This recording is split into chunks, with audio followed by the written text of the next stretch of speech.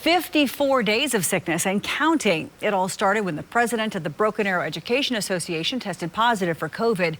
Kristen Brown still fights to breathe, and then the flu hit. Her family remains her rock, and she says it helps keep her going. 2 Works for You's Sierra Pizarro spoke with her husband, Coach Jeff Brown of Union High's football team.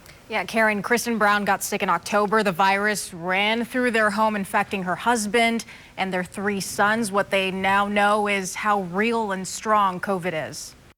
Until it affects you, until it touches your life and your family, it doesn't hit home how real that it really is. Coach Jeff Brown got the coronavirus in October. He was sick for a week. It was much worse for his wife. She spent 20 days the first time around in the hospital. Kristen Brown went back home for maybe 2 weeks before returning to the hospital Friday. She's just still struggling to breathe and shortness of breath, and still has some symptoms and having some respiratory problems and some lung problems. Kristen is now negative for COVID, but still recovers from its effects, as well as double pneumonia, a bacterial infection, and the flu. She's had fluid on her lungs since October now. He says his wife got a flu shot during her first visit to the ICU. Getting a flu shot makes it less likely that you'll have serious flu complications or wind up in the hospital. Health officials hope the importance of getting a flu shot isn't lost in the coronavirus pandemic. As for the Brown family, medical bills are piling high. A friend started a fundraiser to help, which can be found on KJRH.com. You don't know